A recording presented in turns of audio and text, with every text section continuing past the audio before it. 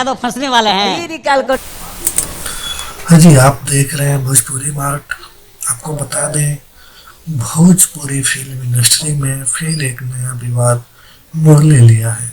आपको बता दें, हाल ही में कुछ दिन पहले खेसारी लाल यादव ने एक इंटरव्यू में भोजपुरी के पावर स्टार पवन सिंह को बातों बातों में बोल दिए थे कि जब वो नाचते हैं तो अंकल टाइप का लगते हैं।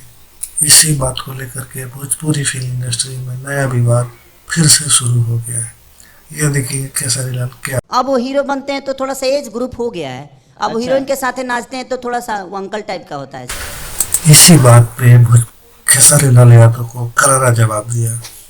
ये सुनिए क्या बोलते हैं खेसारी लाल यादव को पवन सिंह।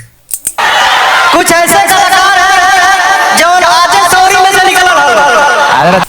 इसी बात को लेकर के फिर से एक भोजपुरी फिल्म इंडस्ट्री में नया विवाद शुरू हो गया है, जो कि तरह तरह से दोनों तरफ से एक बयानबाजी किया जा रहा है। देखते हैं आगे कैसे कैसे क्या होता है। हालांकि विवाद हमेशा से खेसारी लाल यादव ही स्टार्ट करते हैं। पवन सिंह देखिए क्या क्या बोल देते हैं अपने स्टेज शो में।